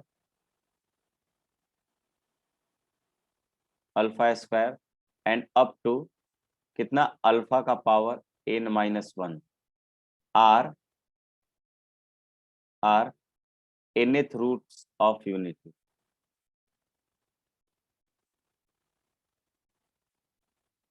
roots of unity, ये nth रूट्स ऑफ यूनिटी मिले हैं। तो यहाँ पे तो मैंने 4 लिख दिया है, कुछ भी लिखा जा रहा है। nth रूट्स ऑफ यूनिटी, ठीक है।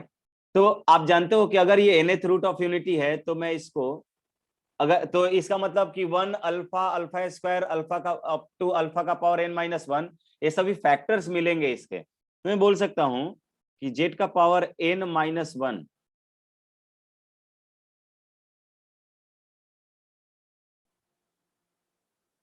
-1, इसको मैं लिखूंगा z-1 z minus alpha square up to z minus alpha का पावर n-1। अच्छा ये बता तो n-1 ऑड होगा कि इवन होगा? सर इवन होगा। इवन होगा, बहुत अच्छा। अगर मैं यहाँ पे लिखूं कि फॉर, या इसको इधर लिख दीजिए,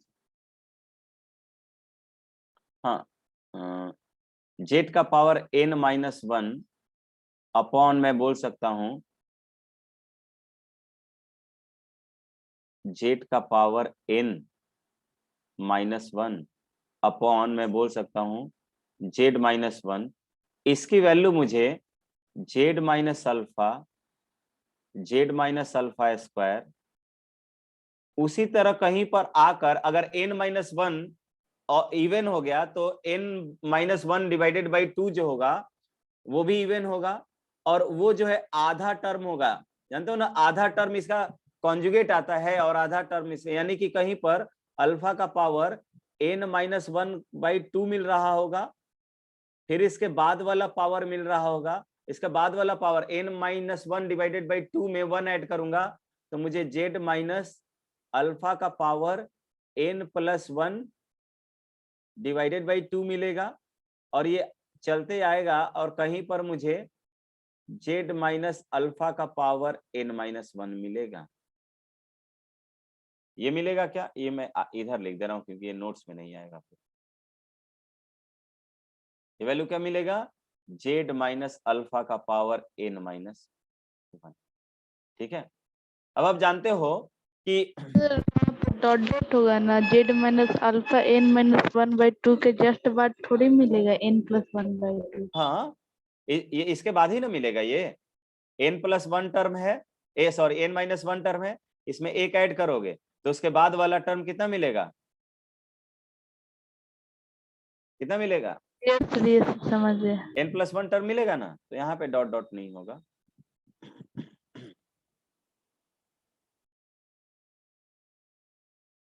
ठीक है, ये मिला। अब आप जानते थे कि जैसे फिफ्थ रूट ऑफ यूनिटी लीजिए, फिफ्थ रूट ऑफ यूनिटी में आपको एक मिला था 1 alpha, alpha square, alpha power 3, alpha power 4, यहां तक आया था। यहाँ पे आप इसको हटा लेते हो तो यही 4 बचता है। ये जस्ट 4 का आधा यानी n/2 वाला, n-1/2 वाला टर्म के कॉरेस्पॉन्डिंग ये वाला हो जाएगा। और उसके बाद वाला टर्म, आधे टर्म के बाद ये n+1/2 वाला टर्म आ रहा था, लेकिन ये वाला टर्म इसका कॉन्जुगेट आ रहा था और ये वाला टर्म इसका कॉन्जुगेट आ रहा था, पहले वाले का आ रहा था ना, ये हमने देखा हुआ था, आपको याद होगा। तो मैं उसी से बोलूंगा कि भाई ये तो मेरा कुछ ऐसा रहा होगा, ये मेरा कुछ ऐसा रहा होगा कि मैं इसको बोल सकता हूं, एक लाइन यहीं पे और लिखता हूं, ये नहीं, यहाँ पे सही नहीं रहेगा, नेक्स्ट पेज पर। और देखो यहाँ पर इसको मैं क्या लिख सकता हूँ, LHS वाले को, इसको मैं 1 + z+z² + z³ plus up to z का पावर n-1 लिख सकता हूँ। Yes sir. तो यहाँ पे मैं लिखूंगा कि LHS का टर्म मेरा इस तरह का होगा कि 1 + z + z² plus up to z का पावर n-1। और RHS में देखिए, पहला टर्म तो z माइनस अल्फा ही मिलेगा, दूसरा term z minus alpha square मिलेगा। अब ऐसे चलते चलते कहीं पर मुझे z माइनस अल्फा का पावर n-1/2 मिला था, और इसके बाद वाला जस्ट टर्म जो होगा वो इसका कॉन्जुगेट होगा। तो मैं उस वाले टर्म को z माइनस अल्फा का पावर n-1/2 को इसका बार लिख सकता हूं, इसके बाद वाले टर्म को। फिर इसी तरह से करते करते जो लास्ट वाला टर्म है वो पहले वाले टर्म का कॉन्जुगेट होता है। बात आया समझ में क्या, जैसे Z4 जो है Z4 बोल रहा हूँ, अल्फा का पावर 4 जो है अल्फा का कॉन्जुगेट मिला था ना, तो ऐसे ही यहाँ पर ये मिलेगा। ये बात आया समझ में क्या, बोले एक बार। यस सर वो कॉन्जुगेट पूरे के ऊपर होगा ना। नहीं बेटा, इसी के ये बार में ना होगा, सिर्फ अल्फा में ना, जेड से उसको क्या मतलब है, ये तो फैक्टर्स हो गए ना। देखिए मुझे जो फैक्टर्स, जो इसके फैक्टर्स मिले थे, अल्फा, अल्फा बार या अल्फा स्क्वायर, अल्फा 2, अल्फा 3 या अल्फा पावर 4। अब मैं अल्फा 3 को मैं अल्फा, समझ गए ना, तो उसके बार मिले थे।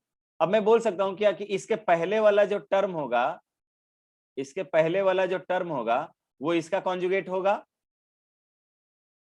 होगा कि नहीं, इस बात से एग्री कर रही है। यस तो सर। वही मैं बोलूंगा यहाँ पर कि भाई अब देखो मैं जो जो कॉन्जुगेट है ना उस पेयर को एक साथ लिख रहा हूँ, जेड माइनस अल्फा और इसका कॉन्जुगेट भी इसकी से इसी के साथ Z minus alpha alpha bar. फिर दूसरा जेड माइनस अल्फा स्क्वायर मिला था और इसका कॉन्जुगेट इसी के साथ जेड माइनस अल्फा स्क्वायर का कॉन्जुगेट। और इसी तरह से कॉन्जुगेट के पेयर लिखते चले गए और मुझे लास्ट वाला मिलेगा जेड माइनस अल्फा का पावर n-1/2 और फिर इसका कॉन्जुगेट जेड माइनस अल्फा का पावर क्या मिलेगा, n-1/2 और इसका कॉन्जुगेट, राइट। अब देखो इसको मैं मल्टीप्लाई करूंगा, देखो दो दो टर्म को एक एक साथ मल्टीप्लाई करता हूं, इसको एक साथ मल्टीप्लाई करूंगा, इसको एक साथ मल्टीप्लाई करूंगा और लास्ट वाले को, देखना क्या मिलेगा मुझे। यहाँ पे मुझे मिलेगा ब्रैकेट दूसरा बना लेते हैं, स्क्वायर ब्रैकेट, यहाँ पे मुझे मिलेगा Z square minus alpha plus alpha bar Z plus alpha into alpha bar, mod alpha square लिख दे क्या डायरेक्टली? लिख सकते हैं इसको, अल्फा इंटू अल्फा बार क्या हो जाएगा? Mod alpha square. Yes sir, yes उसी सर। तरह यहाँ पे Z square minus alpha square plus alpha square का कॉन्जुगेट इंटू जेड और प्लस यहाँ पे अल्फा स्क्वायर के मॉड का होल स्क्वायर, और फिर इसी तरह से ये मल्टीप्लिकेशन चलते जाएगा और फिर लास्ट वाले को मैं लिख सकता हूं जेड स्क्वायर माइनस, ये देखो ये क्या मिलेगा, अल्फा का पावर n माइनस 1/2 प्लस इसी का कॉन्जुगेट अल्फा का पावर n माइनस 1/2 इसका कॉन्जुगेट इंटू जेड और इसी के अल्फा का पावर n माइनस 1/2 के कॉन्जुगेट का मॉड। इसका मॉड ले लेता हूँ, कॉन्जुगेट का मॉड क्या है, इसका मॉड ले लेता हूँ, ठीक है। अब आपको अल्फा याद होगा, आपको जो रूट्स मिलता था इसका जो रूट मिलता था, बोलते थे आप कि जो रूट होता है वो e⁻ iota 2k pi by n मिलता था, याद होगा आपको। और अगर मुझे अल्फा चाहिए था तो मैं k की वैल्यू 1 रखता था यहाँ पर। अगर दूसरा रूट चाहिए था मुझे, तीसरा रूट, तो मुझे k की वैल्यू 2 रखनी पड़ती थी, क्योंकि पहले रूट में k की वैल्यू 0 रखने पर आता था। अल्फा कब आता था? जब k का वैल्यू 1 रखते थे। अल्फा स्क्वायर कब आता था? जब k का वैल्यू 2 रखते थे। बात आया समझ में क्या? Yes sir. तो मैं बोलूंगा कि अल्फा मुझे क्या मिलेगा, देख लो, एक सॉल्व करके दिखाता हूँ। यहाँ पे मुझे जेड जो मुझे मिलेगा वो e⁻ iota 2k pi by n के फॉर्म में मिलेगा, ठीक है। यानी कि इधर इरेज कर देता हूँ, इसको लिख ही देता हूँ, नहीं तो नहीं समझ में आएगा। यहाँ पे मैं बोलूंगा कि अल्फा जो होगा वो मेरा e⁻ iota 2 pi by n मिलेगा। तो अल्फा बार क्या मिल जाएगा? इसी का कॉन्जुगेट मिल जाएगा क्या? 2 पाई बाई n। ये वैल्यू क्या रहा होगा? ये वैल्यू रहा होगा cos 2 pi by n plus iota sine 2 pi by n।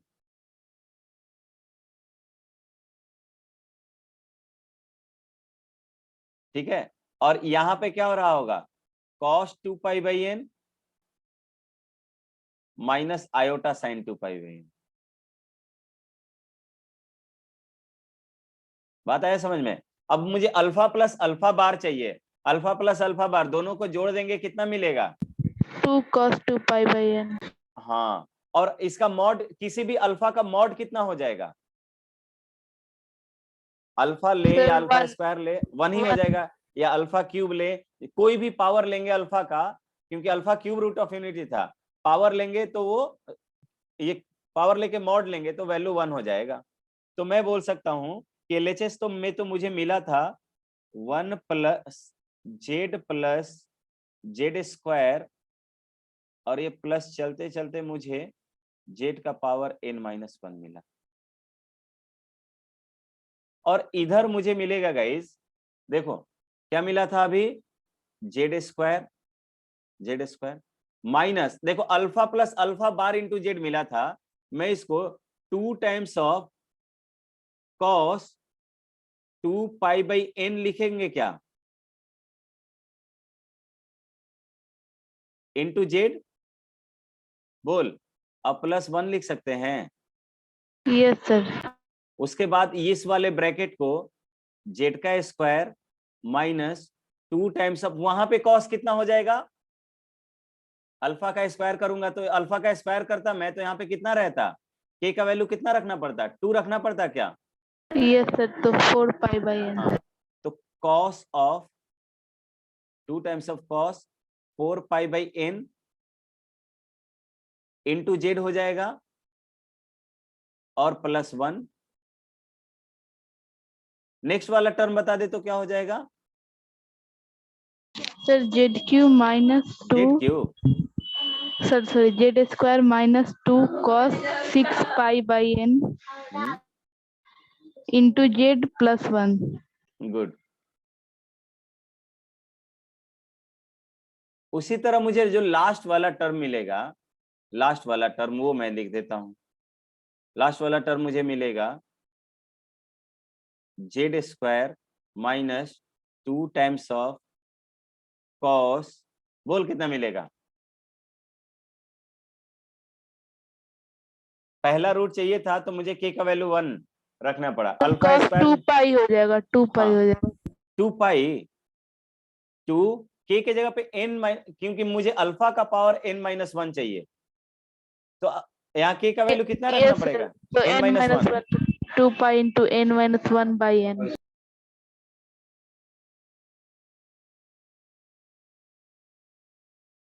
इतना लिखेंगे, ब्रैकेट कर दे, इंटू जेड प्लस 1। बात आया समझ में? अब LHS एंड RHS दोनों साइड 1 पुट कर दोगे, put Z equals to 1। LHS का टर्म कितना हो जाएगा बताओ तो? 1 पुट करना n हो जाएगा।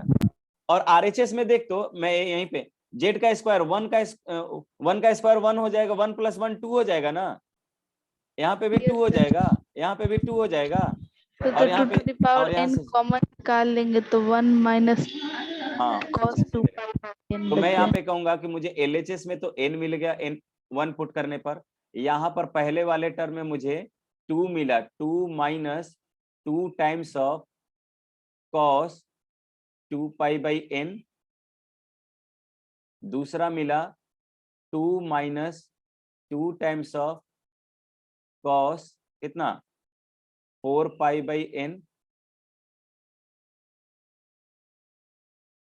उसके बाद 2 minus 2 times of cos 6 pi by n। और लास्ट वाला कितना मिलेगा?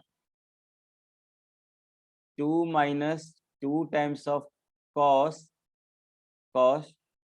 2 n-1 पाई बाई n। यही मिला ना? बोल। अब यहाँ से यस सर, 2 सब में से कॉमन निकलेगा, कितना हो जाएगा? 2 का पावर एन n हो जाएगा। ध्यान से सोच सर, एन माइनस 1। ना।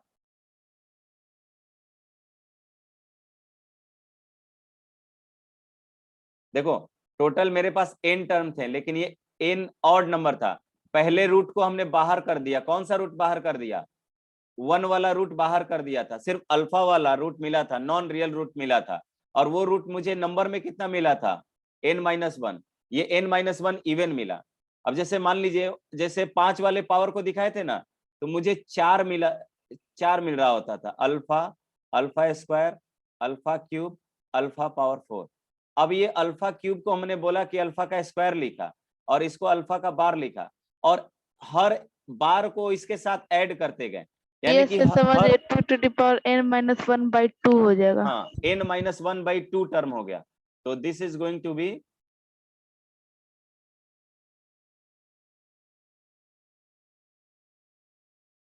सो ये वाला रिजल्ट मुझे मिला n-1/2, और ये वैल्यू मिल जाएगा 1 minus cos 2 pi by n into 1 minus cos 4 pi by n into up to 1 minus cos 2 times of n-1 pi by n। ये इतना मिल जाएगा। इस नंबर से डिवाइड कर देते हैं, तो ये मुझे n divided by 2 to the power n-1 divided by 2, ये एक रिजल्ट मिला।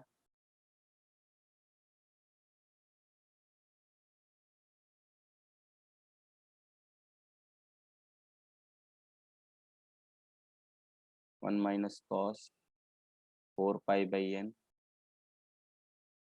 उसी तरह चलते चलते मुझे कहीं पर मिलेगा 1 माइनस कॉस कितना 2 times of n minus 1 pi by. आया समझ में ये? ठीक है। Yes sir. हाँ, अब ये भी जानती है 1 माइनस कॉस थीटा क्या होता है?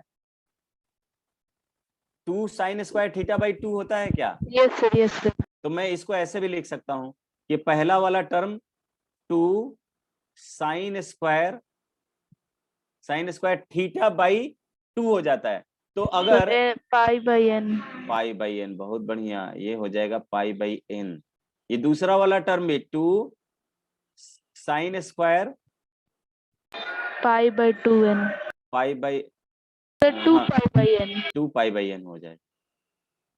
तो उसी तरह 2 टाइम्स ऑफ साइन स्क्वायर कितना हो जाएगा 3 पाई बाई एन।